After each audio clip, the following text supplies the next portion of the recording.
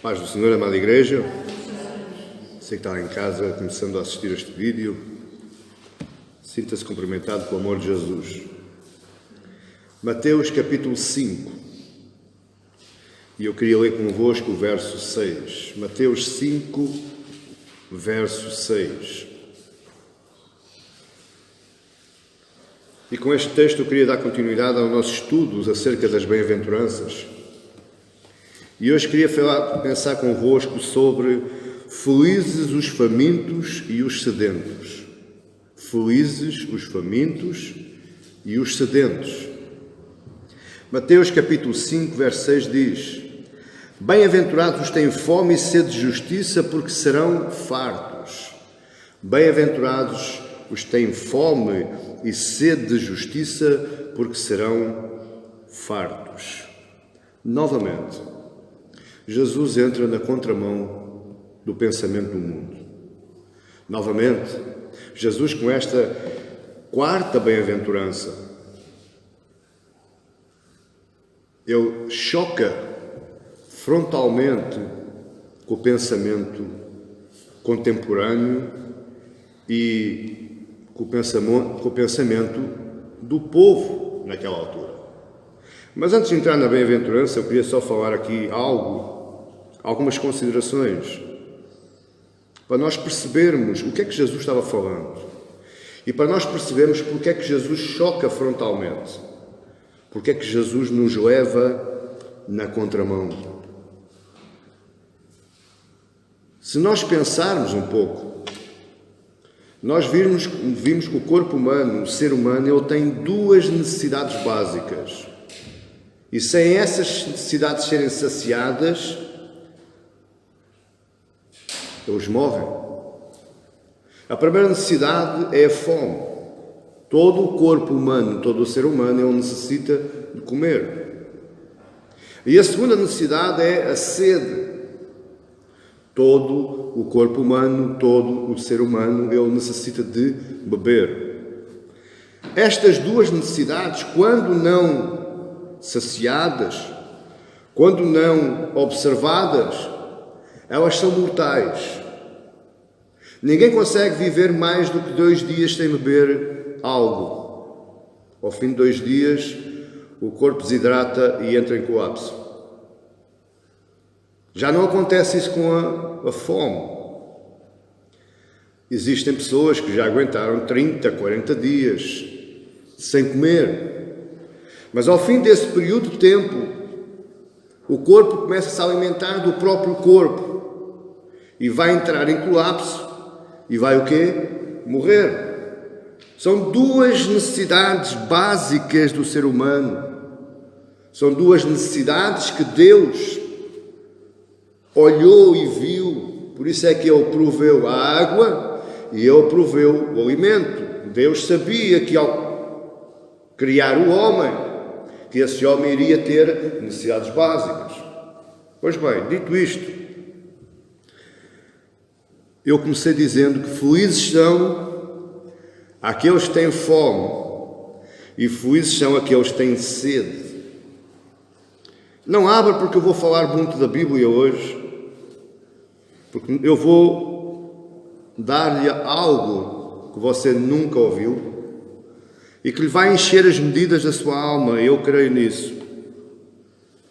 Mas o Salomão, em Eclesiastes 3, verso 11, ele diz assim, isto é para nós percebermos o contexto desta bem-aventurança.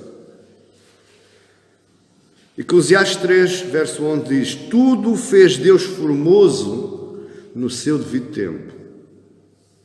E também pôs a eternidade no coração do homem, sem que este possa descobrir as obras que Deus fez desde o princípio até ao fim. Por outras palavras, o que Salomão está dizendo é que Deus colocou a eternidade no coração do homem. Mas Ele ocultou o que Ele mesmo fará de eternidade em eternidade. Existem mistérios de Deus que nós só vamos descobrindo ao longo do tempo. Embora nós tenhamos fome e sede de tais mistérios. Agostinho de Hipona disse algo interessantíssimo acerca desta bem-aventurança e acerca de Eclesiastes 3:11. Ele disse algo assim: Tu, ó Deus, nos criaste para ti mesmo, e o nosso coração está inquieto até descansar em ti. Nosso coração está insaciável. E por isso é que nós andamos na contramão. Porque o mundo, para saciar a fome e a sede da sua alma, o mundo embrenha em prazeres, viagens, conquistas sociais, conquistas familiares, luxúrias sexuais, drogas, bebidas, tudo isso porquê? Porque o homem é insaciável. O homem tem um coração insaciável e ele necessita de saciar esse tal coração. A alma. Eu costumo dizer que a alma do homem é um buraco tão grande que só Deus pode preencher. E quando Deus não está lá, o homem vai e vai e vai e vai até encontrar prazer, só que os prazeres que ele encontra aí são de pequena duração. E muitos deles causam dor de cabeça. Eu sei daquilo que estou falando. O nosso coração tem um desejo insaciável que somente Deus, em si mesmo, poderá saciar. Por outras palavras, a nossa alma sedenta de Deus não se consegue satisfazer com qualquer outra coisa. E você pergunta-me, porquê, pastor? E eu respondo, porque nós fomos criados à imagem e semelhança de Deus. Nós temos DNA de Deus. Nós temos origem em Deus. Então só Deus nos pode preencher o vazio da nossa alma. Mas nós somos tão teimosos que continuamos à procura de prazeres e prazeres lá fora, quando só Deus nos pode saciar. Mas deixe que eu lhe diga uma verdade. Mesmo na busca por Deus, a nossa alma vai desejar mais de Deus. Ou seja, quanto mais você tem Deus, mais você quer Deus. Isto parece um paradoxo, sim ou não? Parece esquisito. Então, se Deus preenche o vazio da nossa alma, quanto mais eu de Deus tenho, mais o buraco parece que é maior? É. Porque quanto mais você de Deus tiver, mais parecido você fica com Deus. Portanto, você necessita de passar patamar para patamar. Você precisa correr. Isaías vai falar algo interessante em relação àquilo que eu disse. Isaías 55, 2 e 3 diz: Porque gastais o dinheiro naquilo que não é pão, e o vosso suor naquilo que não satisfaz. Ouvi-me atentamente, comei o que é bom, e vos deleitareis com finos manjares. Verso 3: Inclinai os ouvidos e vinde a mim, busquem-me, procurem-me, tentem-me encontrar. Ouvi, e a vossa alma viverá. Porque convosco farei uma aliança perpétua que consiste nas fiéis misericórdias prometidas a Davi. O próprio Deus nos convida a ir à busca dele. O próprio Deus nos convida a ir à descoberta de Deus. E o que ele vai dizendo é que quanto mais inclinados os ouvidos, mais fiéis misericórdias tereis. Mas ele começa a dizer: porquê é que andas a gastar o teu dinheiro naquilo que não é pão? Porquê é que tu andas gastando o suor do teu rosto naquilo que nunca te vai satisfazer?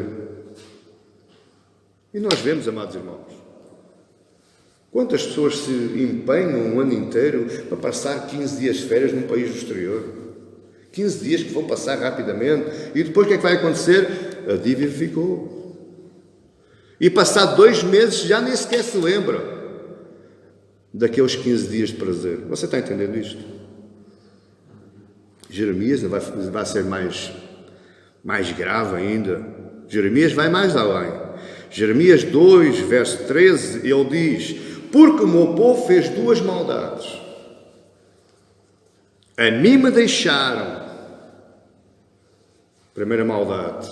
A mim me deixaram. Eu, o manancial de águas vivas. E a segunda maldade, cavaram cisternas rotas que não retêm água. Isto é a essência do pecado na nossa alma.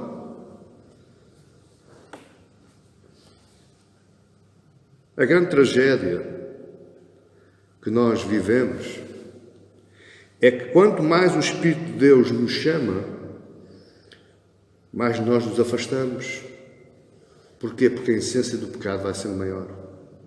E o pecado nos afasta de Deus. O buraco na alma está lá, meu amado irmão. Mas o pensamento, ele foge de Deus. Veja o caso de Adão e Eva. O que é que foi a primeira reação de Adão e Eva quando pecaram? Se esconderem. Eles estavam com Deus, eles tinham Deus, eles estavam cheios de Deus. Mas a primeira coisa que eles fizeram quando pecaram foi fugir, foi se esconderem. E quando nós fugimos de Deus, a primeira coisa que nós fazemos é colmatar essa fuga com o prazer terreno. Você não conhece ninguém que estava na igreja? Você não conhece ninguém que estava na igreja e servia na igreja e que tinha cargos dentro da igreja e hoje está onde? Lá, novamente. Porquê? Porque se escondeu de Deus. Porque o reconhecimento do pecado foi grande. E quando o prazer passa, você vai se sentir vazio. Você sabe o que é que acontece com um toxicodependente? Começa sempre por drogazinhas ligeiras. É aqueles prazerzinhos, aquelas tremuras que o passa logo. Só quanto mais desses prazerzinhos ele vai tendo, maiores vão sendo as doses. Para quê? Para continuar a ter o prazer inicial. Porque o corpo vai se viciando e o prazer inicial vai se desanuviando. Então, tem que aumentar a dose. Chega a uma altura, está viciado, está agarrado. Assim é o pecado, meu amado irmão. O pecado é viciante. O pecado é bom, é gostoso. Tem certas doses de prazer bom. Mas eu, para continuar a ter esse prazer, eu tenho que pecar cada vez mais e mais. O pecado é cada vez maior. Ou seja, eu estou a beber em cisternas quebradas, cisternas que não retêm águas. Eu estou a gastar aquilo em que não é pão. E quando Deus está aqui falando de pão, Ele está falando de vida. Está bem que o pão pode ser contextualmente, eu posso levar o pão para o pão, comida, alimento, mas eu posso levar isto também para o lado espiritual, porque o pão é vida. E eu estou gastando o meu dinheiro naquilo que não é vida, daquilo que não me rejuvenesce, daquilo que não me transforma, daquilo que não me dá um prazer eterno. Porque, amado irmão, como eu disse, você e eu somos eternos. Nós fomos criados para a eternidade. Porquê é que não existe, nem todos são eternos, ou nem todos vão usufruir da eternidade? Todos vão usufruir da eternidade. Todos. Só que uns vão ser felizes eternamente, outros vão sofrer eternamente, mas todos vão viver eternidade, porque o homem foi feito para a eternidade. Dito isto, vamos entrar agora na bem-aventurança e nós já percebemos o preâmbulo do mundo em que nós vivemos e daquilo que Jesus quer que nós vivamos. Porque nós, meus amados irmãos, fomos feitos para outro tipo de mundo, para outro tipo de vida. Pois bem, a primeira pergunta é: o que é que Jesus fala como sede e fome de justiça? O que é isto? No verso 6. Bem-aventurados os que têm fome e sede de justiça, porque serão fartos. O que é que Jesus quer dizer? Primeiro ponto é que a nossa fome não é por maiores sensações triviais. E a nossa sede nunca poderá ser pelas coisas mais fúteis do mundo. A nossa fome e a nossa sede, ela deve ser de justiça. fome e sede de justiça. Porquê isto? Porque é que a nossa fome nunca pode ser dos prazeres do mundo? A nossa fome tem que ser de justiça. Porquê? Porque fomos criados para a justiça. Porque fomos criados à imagem e semelhança de Deus. Porque Deus é justo, nós deveríamos ser justos também. E essa devia ser a nossa maior preocupação, essa devia ser a nossa maior sede e a nossa maior fome. Deixe-lhe dizer uma coisa que nunca você vai ouvir, ou muito pouca gente vai dizer. Isto é uma nota importante que eu queria que você retivesse. Porque a salvação não é a meta. Não, pastor, não. O céu não é o alvo. Não, pastor, não. Porque na eternidade, eu estou agora a falar de céu, que eu creio que todos nós nos vamos já encontrar. Na eternidade, nós iremos passar todo o tempo saciando-nos da justiça de Deus. O nosso trabalho na eternidade é nos alimentarmos da justiça de Deus. Esta justiça será ilimitada, mas novamente a pergunta: o que é que Jesus quis dizer com justiça? E aqui existe muito ensinamento sem pés na cabeça. Eu estou escrevendo um livro das bem-aventuranças, já lá vão para 4 anos e não sei quando é que vai ficar acabado. Mas para escrever esse livro eu tive que ler muito, tive que pesquisar muito e tive que ouvir muita gente, muito boa gente. E dizem as maiores burradas que a gente pode ouvir. Por exemplo, justiça para alguns é justiça judicial. Quem fizer tem que pagar. É o tal olho por dentro e dente por dente. Olho por olho, dente por dente. Esta justiça aqui é a justiça no meio dos homens. Quem for injusto vai ter que ser penalizado. Você está entendendo? Há outro tipo de justiça que alguns falam, é a justiça social. Ou seja, todos temos que ser ricos, todos temos que ter mesas fartas, todos temos que estar em igualdade de circunstâncias. Outro tipo de justiça que fala aqui é a justiça espiritual. Porque muitos dizem que todos temos direito ao céu porque todos somos filhos de Deus. E eu quero provar pela Bíblia hoje que esta justiça que Jesus fala não tem nada a ver, por exemplo, com estes 3 tipos de justiça.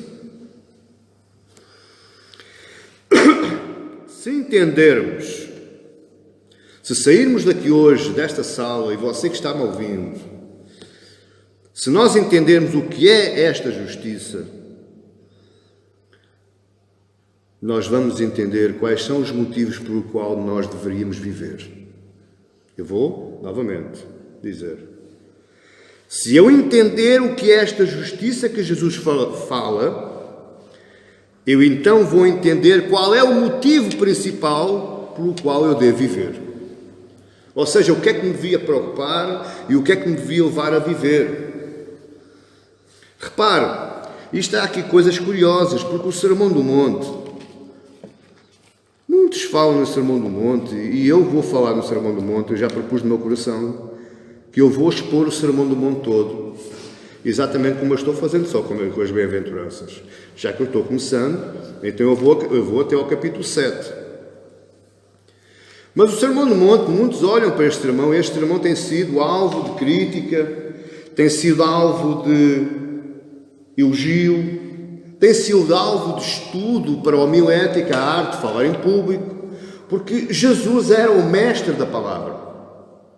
E Jesus construiu um sermão, que é o maior sermão, alguma vez proclamado, falado no maior palco do mundo e para a maior plateia que alguma vez esteve junta.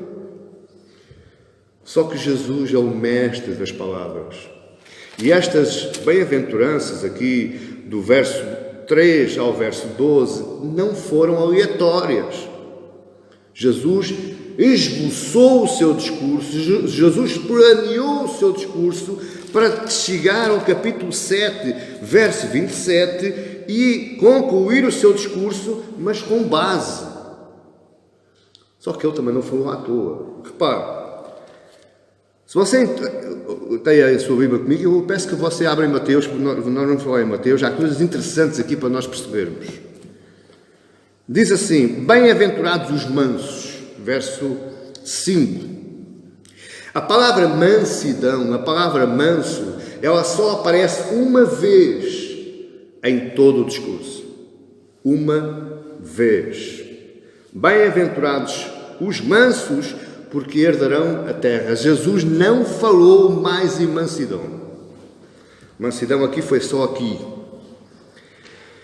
Mas a palavra justiça, ela aparece várias vezes ao longo do seu discurso. Ela aparece aqui, é a primeira vez, e ela vai até o capítulo 7. E nós vamos analisar isso. Porque é que esta justiça, ela é falada várias vezes? Porquê? Agora você vai entender. No verso 10, você tem aí: bem-aventurados os perseguidos por causa da justiça, porque Deus é o reino dos céus. Mas se você olhar para o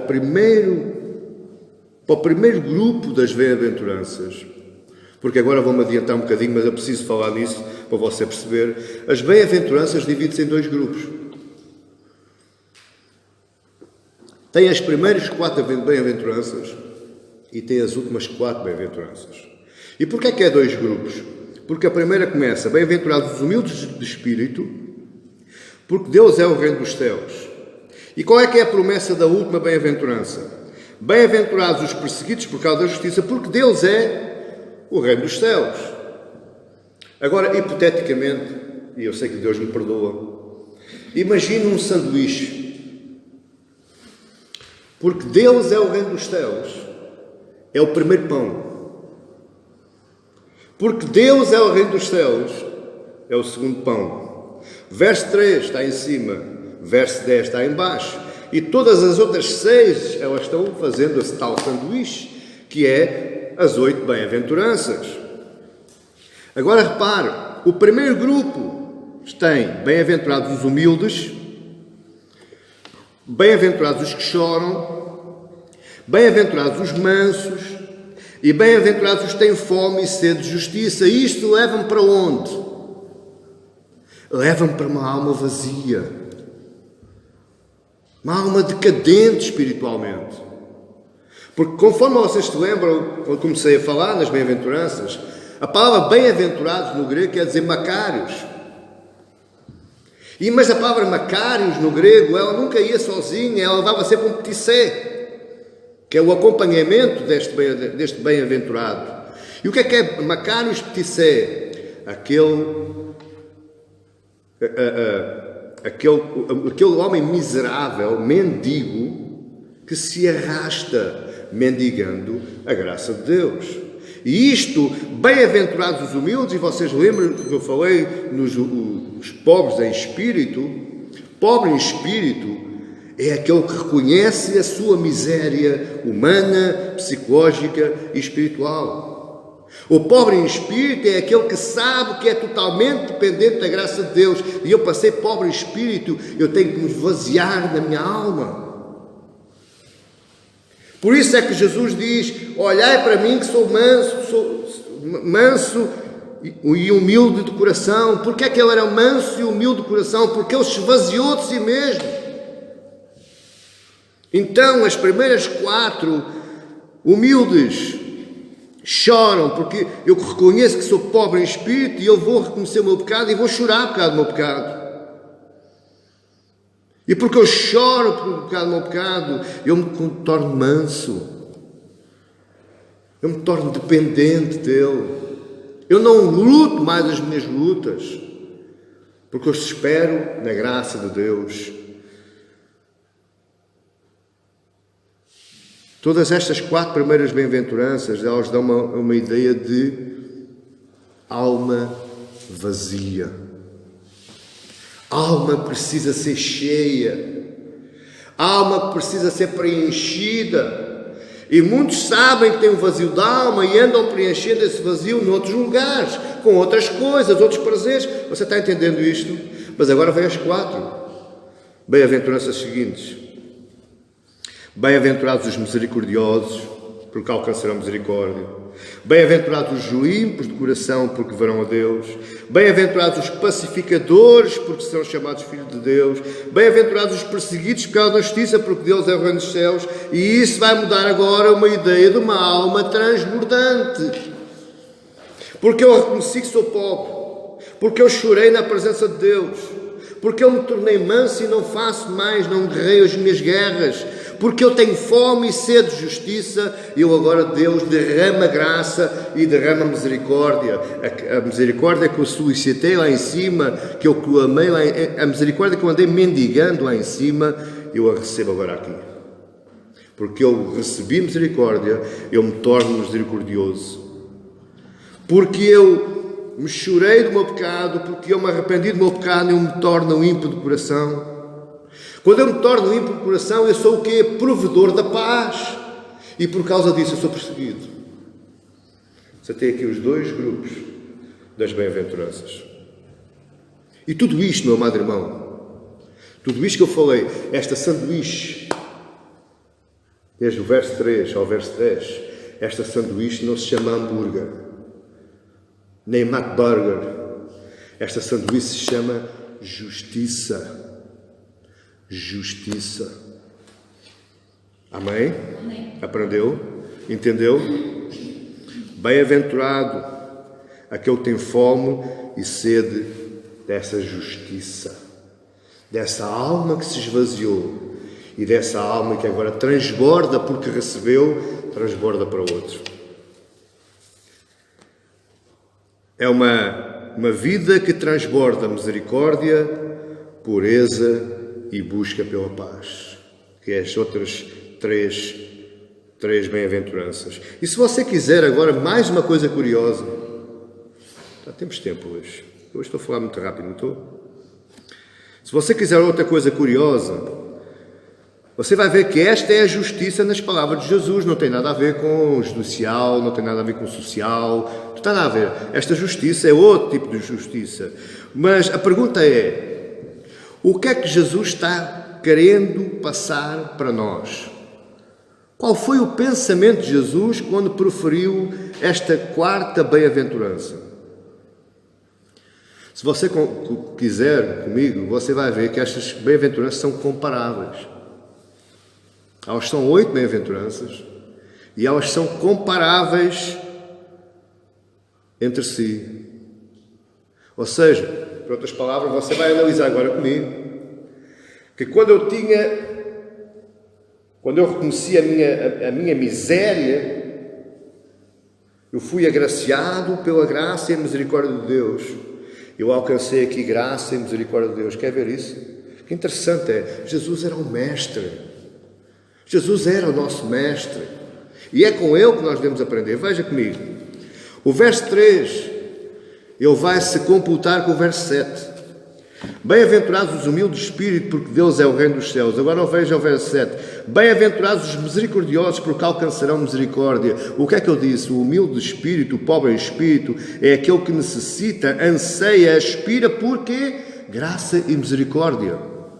Então ele vai ser agraciado com misericórdia e ele vai dar misericórdia aos outros. Ele vai contribuir com aquilo que recebeu. O verso 4, bem-aventurados os que choram, porque serão consolados. Ele vai bater e vai se comparar com o verso 8, quando eu choro o pecado do meu pecado, quando eu clamo a Deus misericórdia e graça por causa do meu pecado, eu vou me tornar o quê? Limpo de coração. Isto é muito importante você entender isto. É muito importante. Limpo de coração. O verso 5. Bem-aventurados os mansos, porque herdarão a terra. Ele vai se computar no verso 9. Porque eu sou manso, porque eu não faço as minhas guerras, porque eu deixei as minhas guerras, porque eu rolo agora as minhas guerras para Deus, eu vou me tornar o quê? Pacificador. Eu não vou deixar que haja mais guerra junto a mim. Eu vou tentar pacificar. E esta acho que é uma área muito importante, muito trabalhosa, porque às vezes as nossas maiores guerras são dentro da nossa casa com a nossa família. As nossas maiores guerras são dentro do nosso coração, porque o meu maior inimigo sou eu próprio. O primeiro inimigo, o inimigo número 1 de mim mesmo sou eu. Portanto, eu tenho que ser pacificador tanto para os outros como para mim. Verso 6, que é a bem-aventurança que nós estamos falando. Bem-aventurados os que têm fome e sede de justiça, porque são fartos. Ele vai se computar com o verso 10. Quando eu me alimentar de justiça de Deus, quando eu me tornar justo perante a face de Deus, eu não quero alongar ainda com isso, mas quando eu me tornar justo perante a face de Deus, eu vou ser colocado de parte, eu vou ser perseguido. Vão-me chamar nomes, vão-me cortar as amizades, a família não quer mais falar comigo, eu vou ter dificuldades no meu trabalho, no meu emprego, porque eu me estou tornando justo. E o mundo não quer esse tipo de justiça de Deus. O mundo não quer misericórdia, o mundo não quer pureza e o mundo não quer paz. Antes, pelo contrário. É tudo ao contrário. Quem tem fome e sede de justiça, ele fica saciado. Porque diz a Bíblia, verso 6, bem-aventurados os que têm fome e sede de justiça, porque serão fartos. Quando você busca a justiça, este tipo de justiça, Deus vai fartá-lo, Deus vai saciá-lo, Deus vai preencher o buraco da sua alma. E aí você vai ficar diferente de todos os outros. É por isso que o cristianismo é uma religião diferente. Ele trabalha não só parte espiritual, mas ele trabalha também parte comportamental. E você sabe, tão bem como eu, quando você se torna diferente, você começa a ser afastado. Isso chama-se perseguido. E então aí diz, bem-aventurados os perseguidos por causa da justiça. Muitas vezes aqui também falam alguns colegas meus pregadores que estes perseguidos por causa da justiça são aqueles cristãozinhos que estão mortos. Poderá até ser, mas não é. Poderá até ser, mas não é. Porque lá mais à frente eu vou-lhe dar uma grande novidade. E se calhar vai chocá-lo. Se calhar você vai ficar zangado comigo. Resumindo, justiça, que Jesus fala, é a tal sanduíche.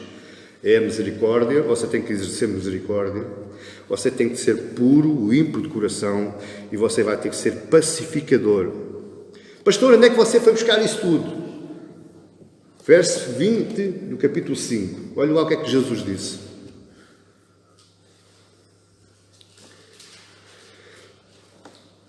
Porque vos digo que se a vossa justiça não excederem muito às dos escribas e fariseus, jamais entrareis no reino dos céus. Bem-aventurados têm os perseguidos por causa da justiça, porque deles é o reino dos céus. Agora Jesus diz aqui, se não praticardes esta justiça, jamais entrarás no reino dos céus.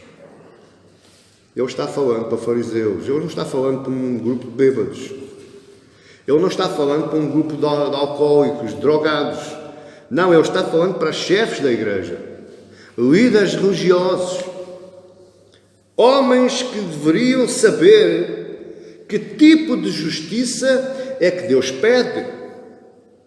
Porque se nós formos reparar, Jesus, mais uma vez, ele não está falando nada de novo. Jesus está explicando o Antigo Testamento.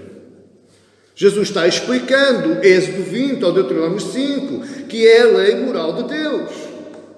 E a lei moral de Deus, a partir do 4º mandamento para a frente, os últimos 6 mandamentos, ele diz respeito à justiça.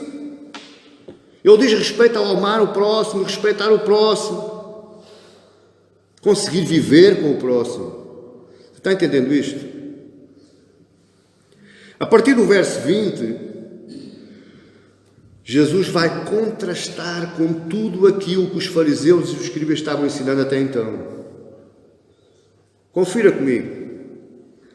Como eu lhe disse, eu vou expor isto, mas já agora vamos só dar uma lambidela assim a nível geral rapidamente.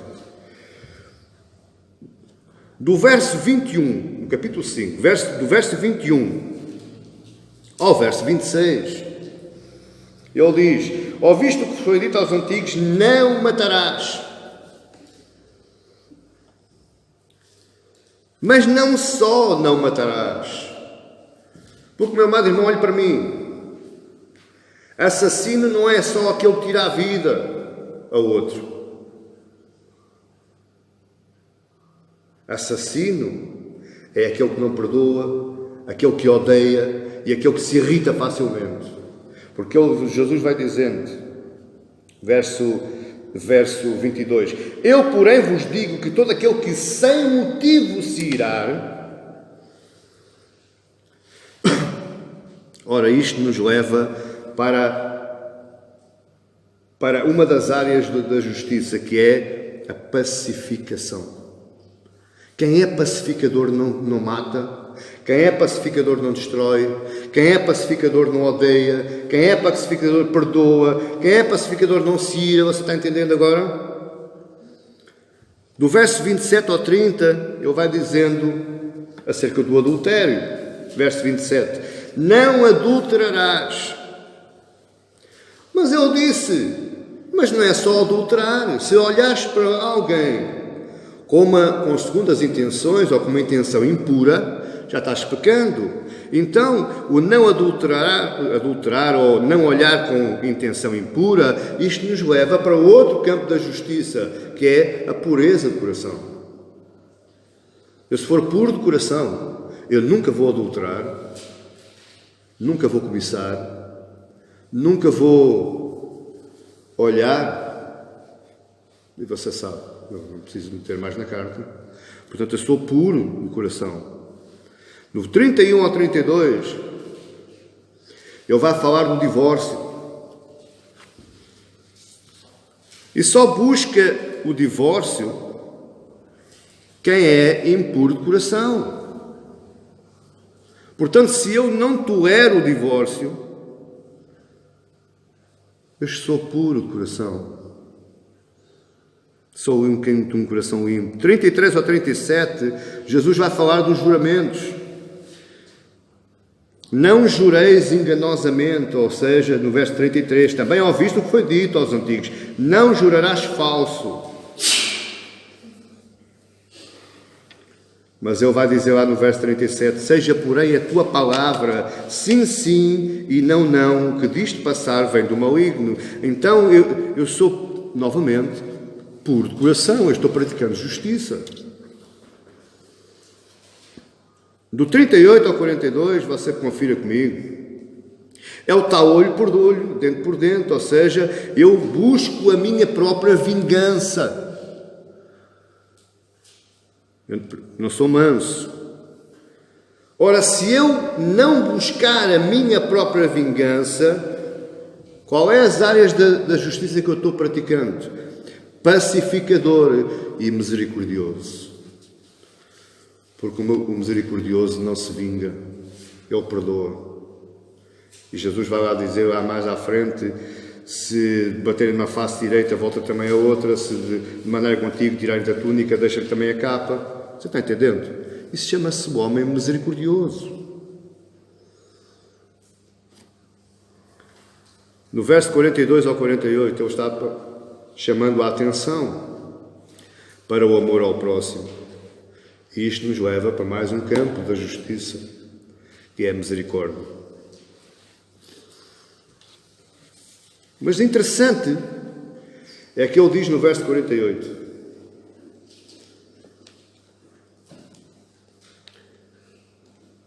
sede, portanto, sede vós perfeitos, como perfeito é o vosso Pai Celeste. E eu vou agregar aqui o verso 20. Porque se eu não me tornar perfeito como o meu Pai Celeste é perfeito, eu jamais vou entrar no reino dos céus. Você está entendendo agora o jogo de palavras de Jesus? É interessante, não é? Isto é justiça. Bem-aventurados os que têm fome e sede desta justiça, deste tipo de comportamental físico e não só físico, espiritual também. E agora eu vou deixar um alerta. E isto é para aqueles que são mais santinhos.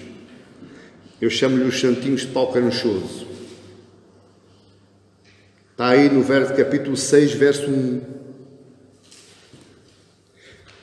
Olhe para mim, para você entender. Eu tenho que ser misericordioso, limpo de coração e pacificador. Mas eu tenho que ter cuidado quando eu praticar esses frutos de justiça. Porque Jesus diz assim no verso 1, capítulo 6: guardai-vos de exercer a vossa justiça diante dos homens, com o fim de ser-vos vistos por eles. De outra sorte, não tereis galardão junto do vosso Pai Celeste. Existe aí tanta gente piedosa, existe aí tanta gente misericordiosa, existe tanta gente que anda proclamando a paz, mas aparece nos telejornais, aparece nos jornais, aparece nas mídias sociais. Tudo para quê? Para serem vistos, para aparecerem, para ser reconhecidos. Jesus diz: guardai-vos disso. Livra-te de fazer essa justiça, de praticar essa justiça, mas que estejas à espera que te sejas reconhecido. Porquê é que Jesus disse isso? Porquê é que ele cá atrás diz faz, e agora chega e diz: olha, mas faz, mas em segredo. Faz, mas não deixes que te elogiem. Porquê é que ele disse isto? Porque as obras de justiça, misericórdia, pureza de coração e pacificação, elas têm como fim único, o de glorificar a Deus.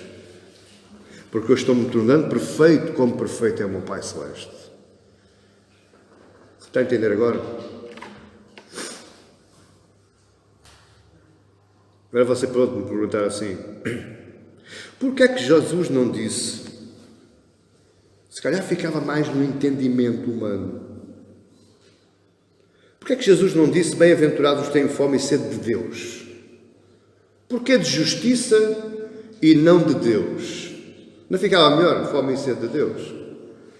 Bem-aventurados aqueles que buscam muito a Deus. Bem-aventurados aqueles que querem buscar muito a Deus. Não ficava melhor assim para os cristãos? Mas porquê é que Jesus não disse assim? Porquê é que Jesus disse só justiça e não Deus?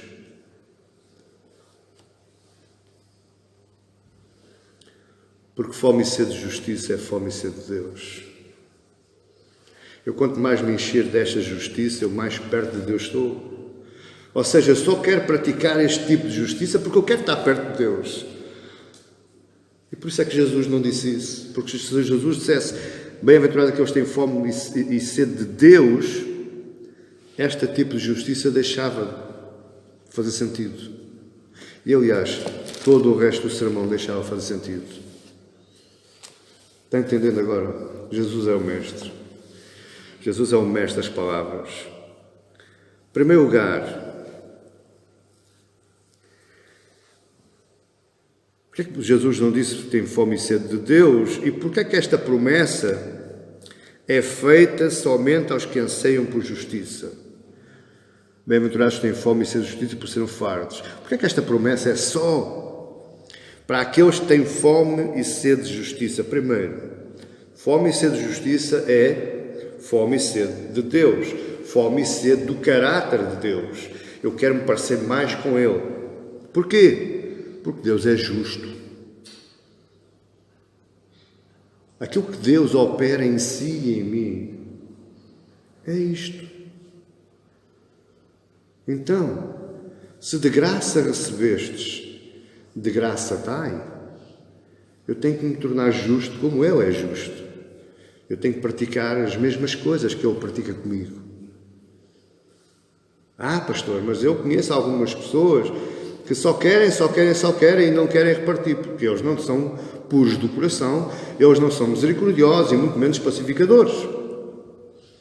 Eles não são parecidos com Deus. Eles não têm fome e sede de justiça.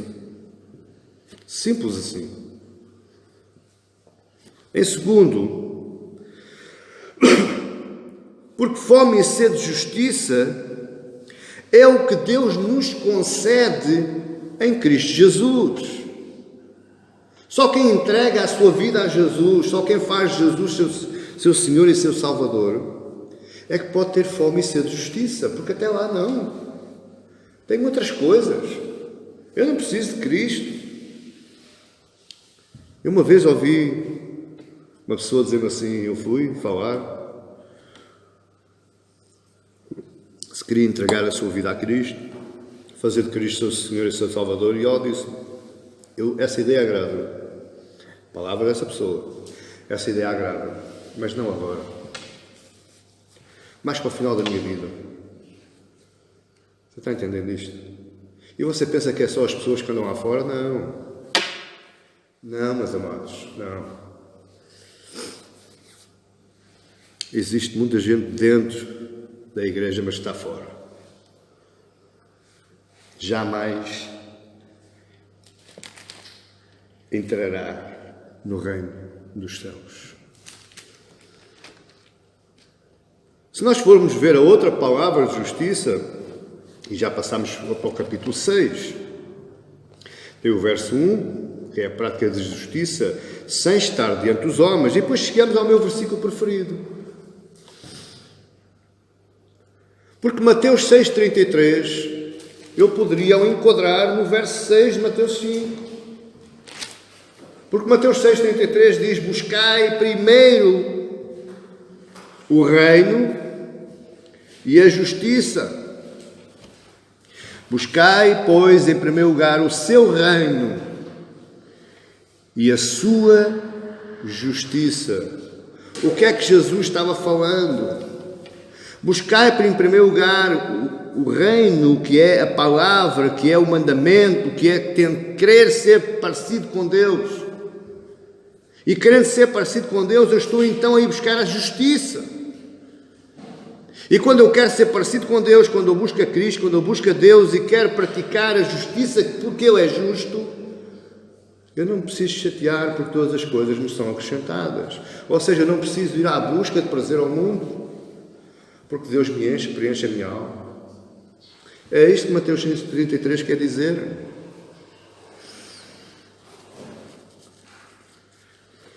Quando temos sede, fome e sede de justiça de Deus, nós não vamos beber as cisternas quebradas.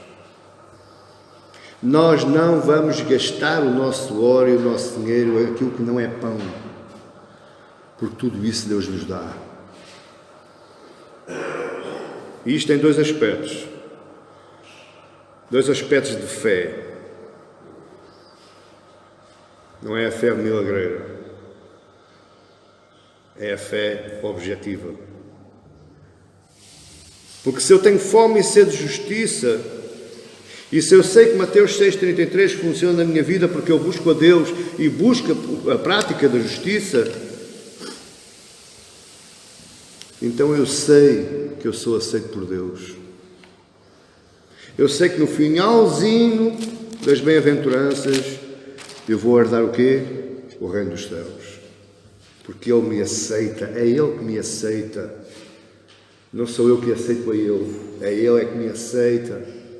Porque foi Ele que me vivificou, foi Ele que me retornou à vida. E não fui eu que fui ao pé dele, ó Deus, vivifica-me novamente. Não, foi Ele que me aceitou. E em segundo lugar, eu busco parecer com Deus. Olha o que eu estou dizendo. Calma que eu vou para voltar atrás, que é para não ser mal interpretado. Quando eu tenho fome e sede de justiça, eu busco parecer com Deus. Não é ser como Deus, é parecer com Deus. Porquê? Porque Ele é justo.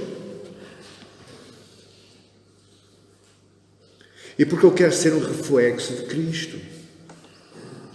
Paulo disse: sede, pois, meus imitadores, como eu também sou de Cristo. O que é que você acha que Paulo praticava? Os frutos da justiça. Então ele era um reflexo de Cristo. E ele estava alertando lá a igreja, penso que salvo a de Efésios, eu estava alertando a igreja, sendo, olhem para mim. Olhem para mim. Pratiquem aquilo que eu pratico, façam aquilo que eu faço, e dessa forma vocês vão ter a certeza que vão ser imitadores de Cristo.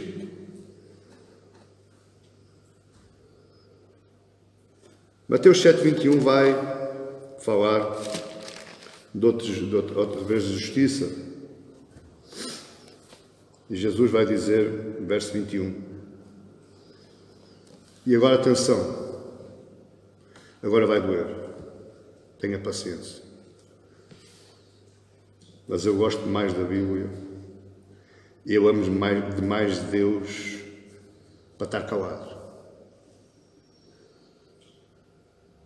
Mateus 7,21 diz: Jesus não vai falar de justiça, mas a palavra justiça está implícita lá. Jesus vai dizer, verso 21, capítulo 7: nem todo o que me diz Senhor, Senhor, entrará no reino dos céus. Olha bem lá, olha o reino dos céus aqui. Nem todo o que me diz Senhor, Senhor, entrará no reino dos céus. Será que o verso 20 do capítulo 5 não ecoa aqui? Porque se a vossa justiça, porque vos digo, se a vossa justiça não excederem muito as dos escribas e fariseus, jamais entrarei no reino dos céus. Nem todo o que me diz Senhor, Senhor, entrará no reino dos céus, mas aquele que faz a vontade do meu Pai que está nos céus. E quem é que faz a vontade do Pai? É aquele que pratica a justiça. Não basta ter fome de Deus. Não basta eu querer ser um grande teólogo. Não basta eu tirar vários cursos de pregação e de homilética. Não basta eu ter uma boa biblioteca carregada de livros. Não basta procurar somente procurar Deus. Mas aquele que tem fome e sede da justiça de Deus. Somente aqueles que fazem a vontade do Pai, aqueles que têm o caráter de Deus. E agora deixe que eu vá dizer a palavra, a frase, que se calhar muitos vão aborrecer comigo. Quando Jesus diz, nem todo o que me diz Senhor, Senhor, entrará no reino dos céus, Jesus não está dizendo que as pessoas não curaram. Jesus não está dizendo que as pessoas não operaram milagres. Jesus não está dizendo que as pessoas não pregaram, não ensinaram. Jesus não está dizendo nada disso. O que ele está dizendo é que podes ter pregado, podes ter profetizado, podes ter operado milagres, podes ter feito aquilo que tu quiseres. Mas somente que aquele faz a vontade do meu Pai, que está nos céus, é que entra no reino dos céus. Quando eu li isto, debaixo deste contexto das bem-aventuranças, quando eu li isto, debaixo do contexto do Sermão do Monte, meu amado irmão, todo o meu corpo estremeceu. Porquê, pastor? Porque eu estou com medo. Eu posso estar incluído aqui nestes. Eu posso estar dirigindo uma igreja, posso estar pregando para vocês, posso estar-vos ensinando, posso estar-vos conduzindo e não entrar no reino dos céus. Eu posso estar a usar os dons carismáticos da cura, da libertação, da pregação, e por isso não me admira que possa haver exorcismo na Igreja Católica, porque esse é um dom carismático. Mas eu sei que eles não entram dentro do reino dos céus. Mas, agora eu fiquei apavorado. Porque só o facto de eu estar aqui falando não me dá direito à salvação. O facto de eu estar aqui falando, eu posso não estar a fazer a vontade de Deus, porque só faz a vontade de Deus quem pratica a justiça. É bem possível muitos estarem dentro das igrejas há anos, usarem dons carismáticos e não serem crentes. Isto é sério. Isto nos deveria provocar medo. Uma vida inteira dentro de uma igreja e chega à presença do meu Rei e Salvador, todo contente, e ele diz: não te conheço. Não te conheço.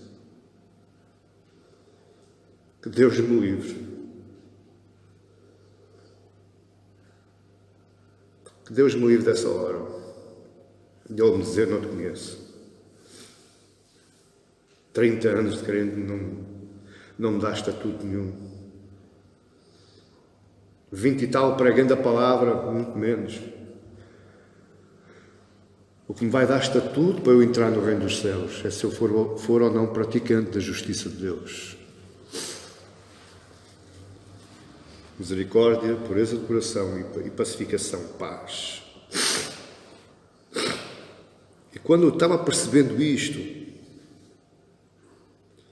veio-me à mente João 10:10.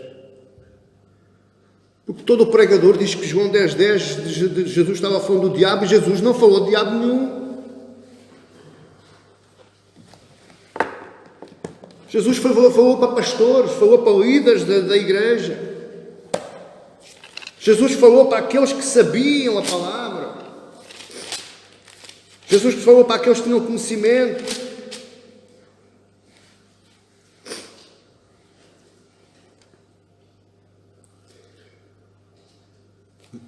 Capítulo 9, verso 40, a Bíblia diz: alguns dentre os fariseus estavam perto dele, perguntaram: acaso também nós somos cegos? E Jesus vai falar uma parábola, capítulo 10, do verso 1 ao 5, e no verso 6 Jesus fala: Jesus lhes propôs a quem? A quem? Os fariseus e os escribas. Eu estava a falar para gente que sabia a palavra, gente letrada, gente conhecedora, gente que copiava os rolos da lei. Jesus lhes propôs esta parábola, mas eles não compreenderam o sentido daquilo que lhes falava, pois eles foram levar para o diabo, que é o que os pregadores hoje fazem.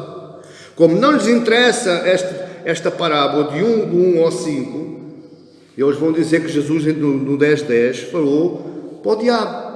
O ladrão. Quem é o ladrão? É o diabo. Não é nada, amado irmão. Sabe quem é o ladrão? É aquele que rouba, que mata e destrói a vida do próximo. E eu posso ser um desses ladrões. Eu, se não falar a verdade, se não falar a palavra da verdade, eu posso estar roubando, posso estar matando e destruindo uma vida. Levando-a pela mão, direito ao abismo. Eu sou o ladrão que Jesus fala, se eu estiver fazendo isso. Jesus estava falando para os fariseus e para os escribas: o ladrão vem somente para roubar, matar e destruir, que era aquilo que eles estavam fazendo. E é aquilo que se continua fazendo hoje, e intitulando o diabo do ladrão. O diabo não tem parte nisto. Porque se você for um praticante da justiça de Deus, não há diabo que se lhe chegue.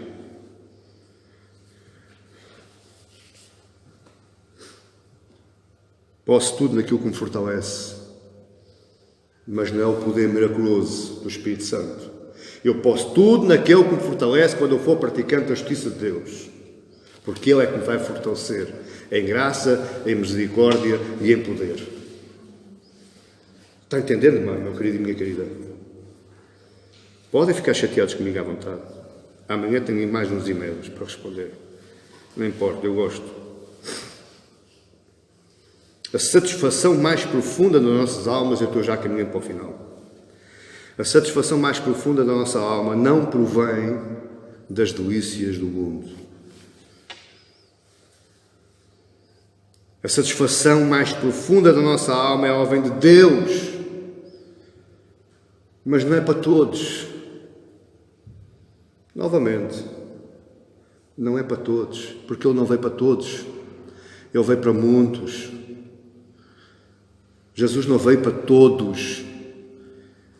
Ele diz por amor de muitos. Muitos não são todos. Esses muitos são somente os apaixonados por Cristo.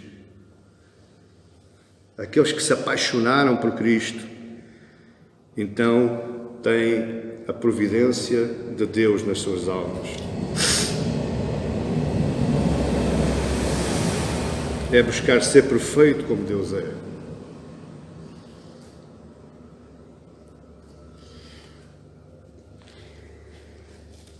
Mateus 5,48 diz: portanto, tu queres ter a alma preenchida? Queres ter alegria na tua alma? Ser perfeito, como perfeito é o vosso Pai Celeste.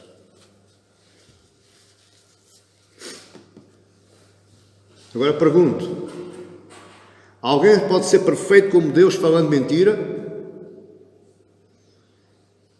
Alguém pode ser perfeito como Deus roubando, matando e destruindo?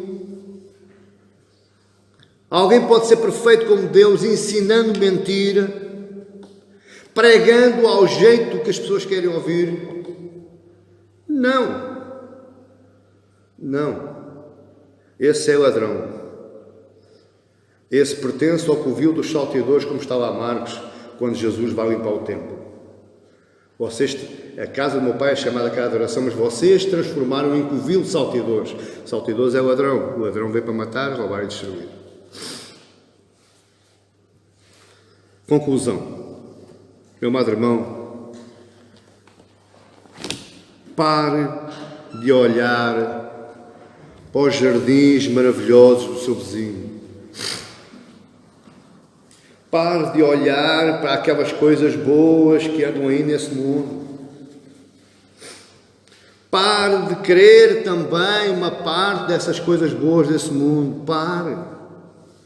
Porque isso não lhe vai trazer prazer. Isso não vai preencher a sua alma. Isso não lhe dá direito ao reino dos céus.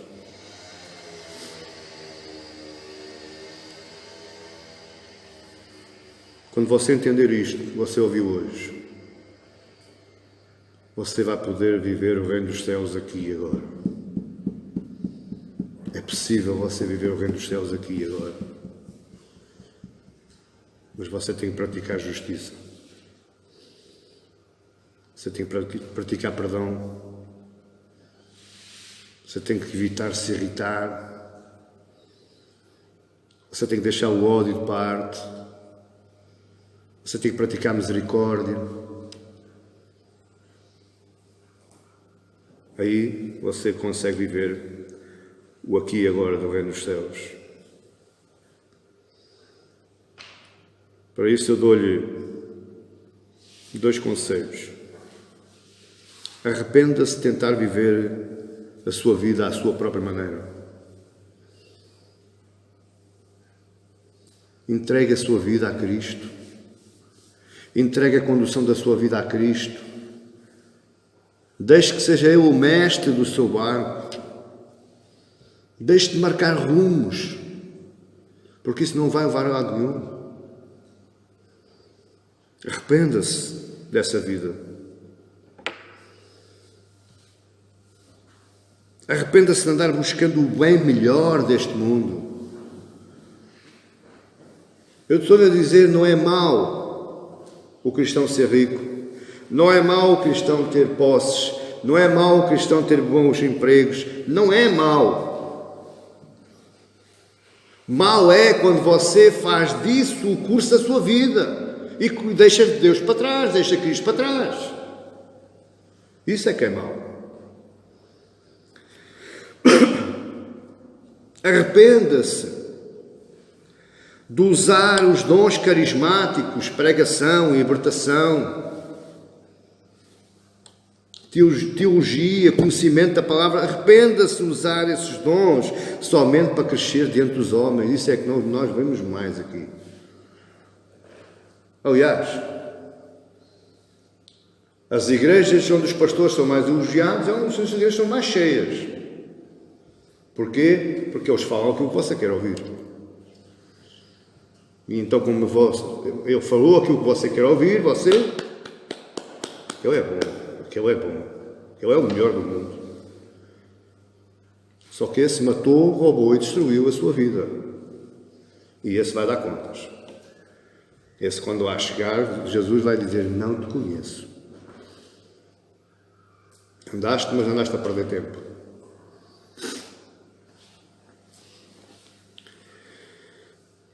Meu querido, busque o seu crescimento na fé em Cristo Jesus, querendo ser parecido com Ele. Queira ser parecido com Ele. Como? Sendo misericordioso, puro de coração e pacificador. E Deus há de fartar a sua alma, saciar a sua alma. Eu vou terminar da mesma forma como eu comecei. Da mesma forma, da mesma intensidade que você e da frequência que você tenta saciar a sua sede, bebendo água, com a mesma intensidade e frequência que você tenta saciar a sua fome, comendo pão, busque a justiça de Deus. Não percebi, pastor? Existem pessoas que comem 5, 6 vezes por dia. Aquelas horas tem que ser. Mesmo que não tenham fome, é aquelas horas. Então faça mesmo com a justiça de Deus. Busque com essa intensidade. Busque com essa frequência. Vá ler a Bíblia, vá meditar, vá buscar Deus. Vá tentar ser parecido com Ele, vá buscar a justiça dEle, vá aprender. Com a mesma intensidade que você vai ao frigorífico para comer. Ou para beber. Faça isso. Faça isso. Amém? E que Deus os abençoe.